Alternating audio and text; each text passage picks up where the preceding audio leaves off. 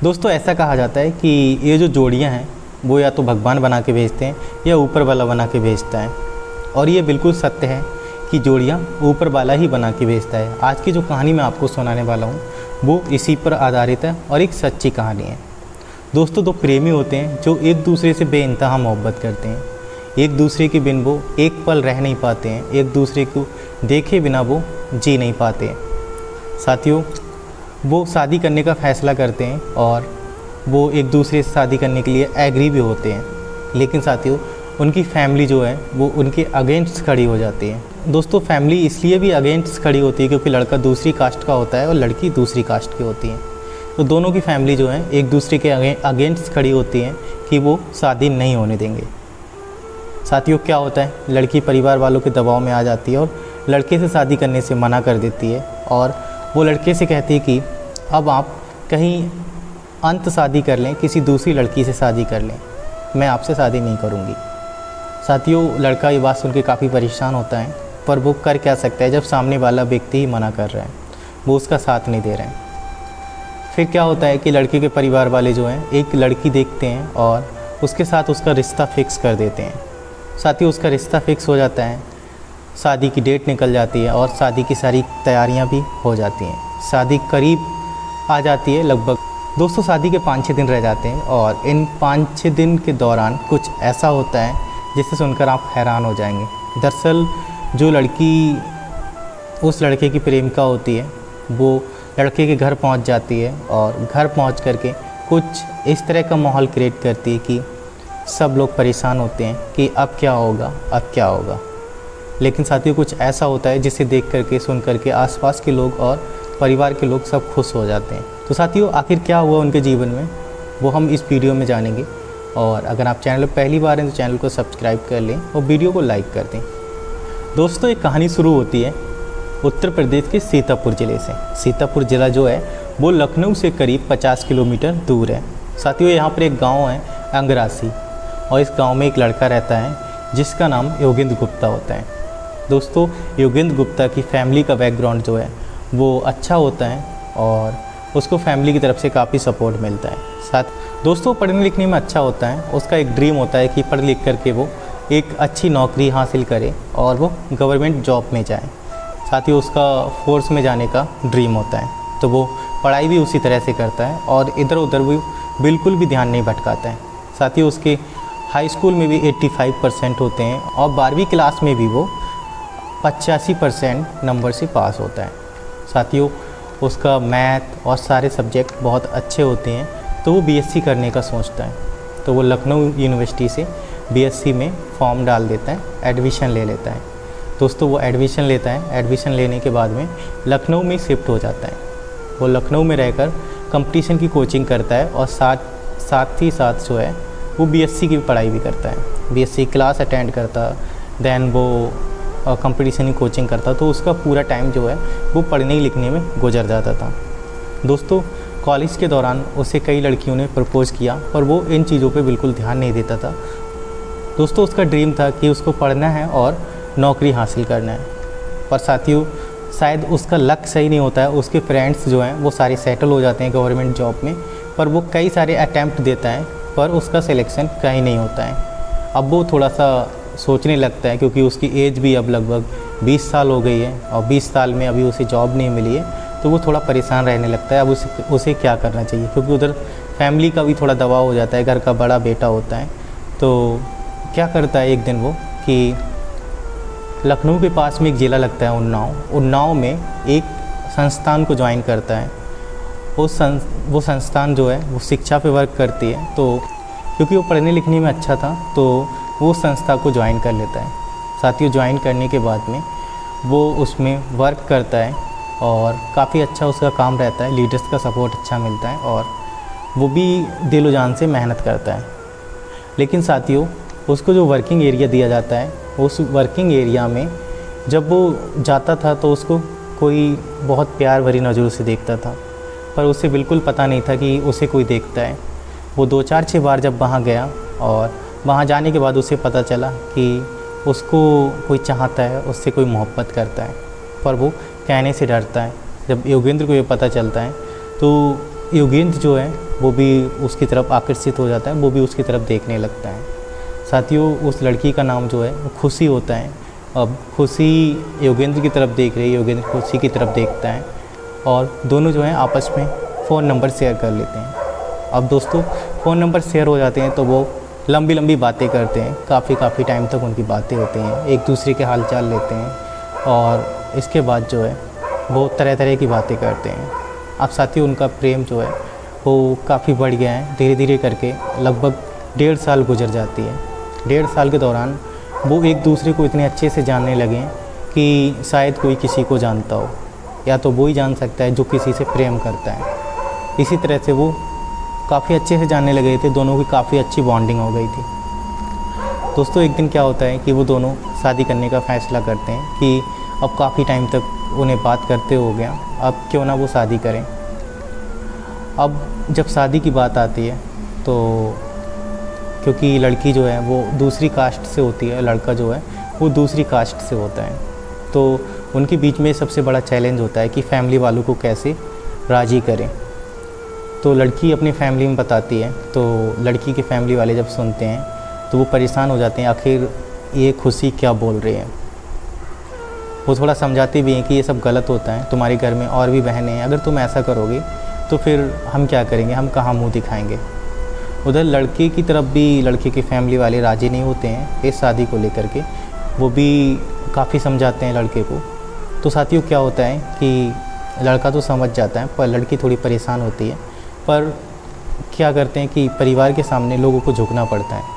तो खुशी जो है वो परिवार को देख करके चलती है और परिवार वाले समझाते हैं तो वो मान जाती है और योगेंद्र से शादी करने से वो इनकार कर देती है। कहती कि मेरी फैमिली वाले नहीं मान रहे हैं और मुझे माफ़ करना, मैं आपसे शादी नहीं कर सकती।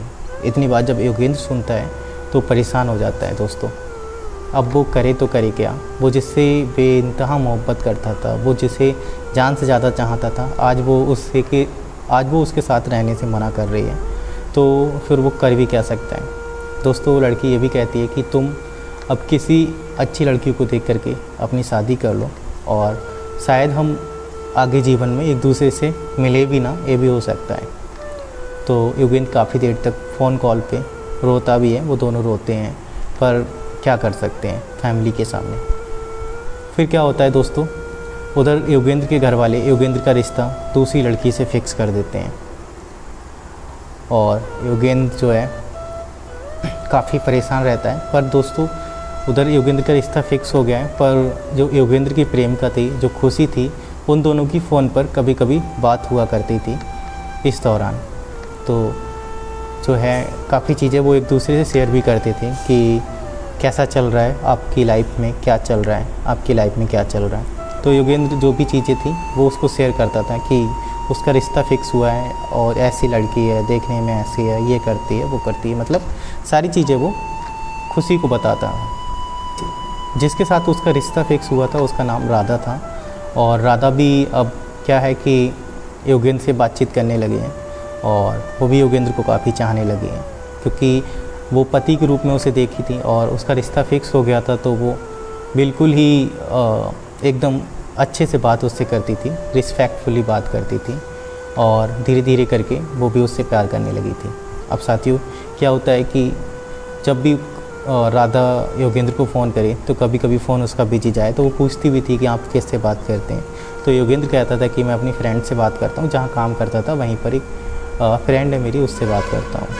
तो एक बार राधा कहती है कि मेरी भी बात कराओ, तो योगेंद्र जो है वो खुशी और राधा की बात कराता है।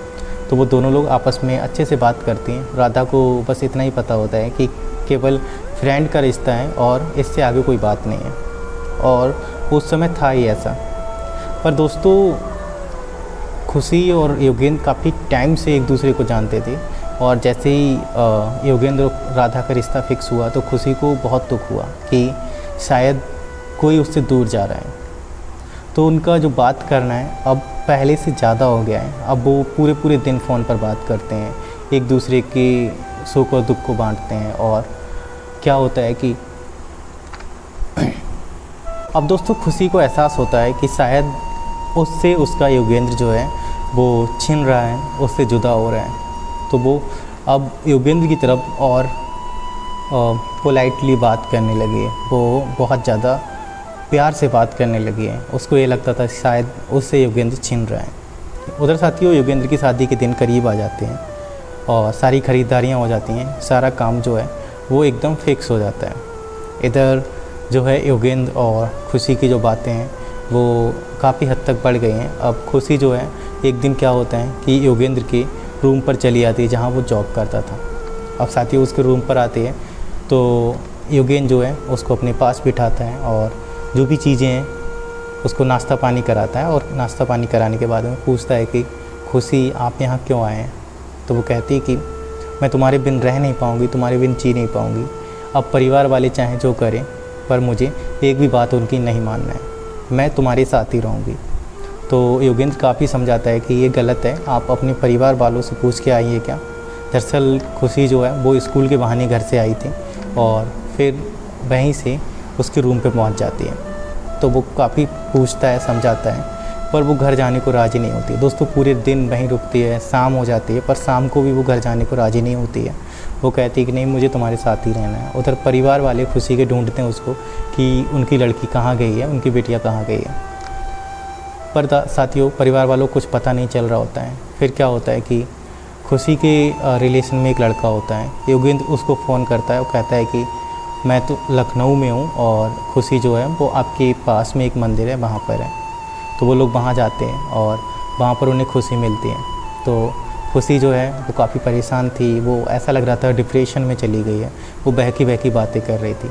तो वहाँ पुलिस भी आती है और पुलिस भी उसे समझाती है, जैसे तैसे उसको समझ में आती है और वो घर चली जाती है। दोस्तों वो घर पहुँचती है। घर पहुँचने के बाद में उसके घर में बहुत सारी दवाइयाँ रखी होती हैं। वो सारी दवाई खा लेती है और खाने के बाद उसके पेट में एकदम जलन सी डाल देती है। वो काफ़ी परेशान होती है। तो घर वाले फिर डॉक्टर के पास उसे ले जाते हैं और डॉक्टर जो है उसके पेट की सफाई करता है।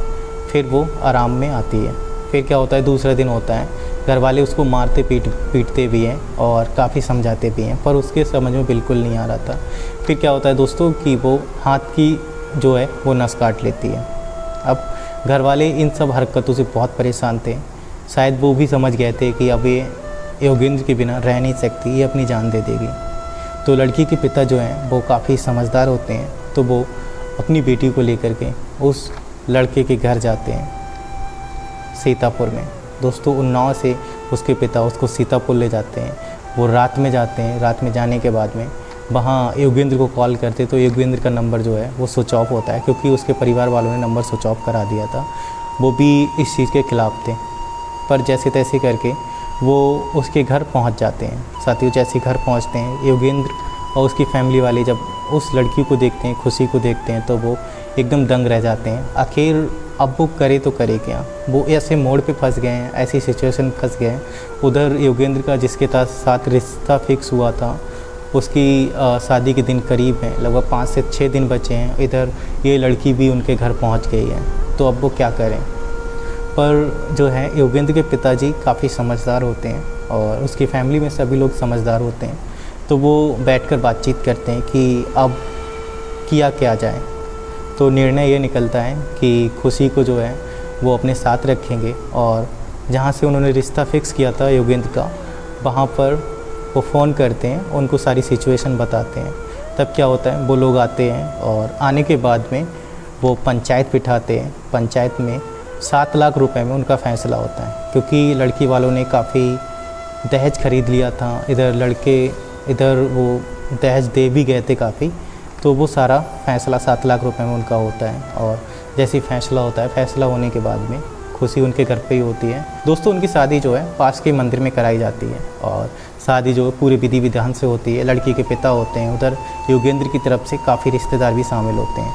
साथियों शादी को अच्छे से संपन्न कराया जाता है और संपन्न कराने के बाद में लड़की के पिता जो है अपनी लड़की को विदा करते हैं वहाँ से, और लड़की जो है अपने योगेंद्र के घर पहुँच जाती है और वहाँ के उसके पिता जो हैं वो फिर उन्नाव वापस चले आते हैं। शादी करने के बाद में अभी वो खुशी खुशी अपना जीवन बिता रहे हैं। दोनों लोग अच्छे से रह रहे हैं और परिवार भी उनका खुश है। लगभग शादी को 1.5 साल हो गए हैं और दोनों का जीवन अच्छा चल रहा है। तो कैसी लगी आपको ये कहानी, कमेंट बॉक्स में जवाब दें। चैनल को सब्सक्राइब करें और वीडियो को लाइक करें।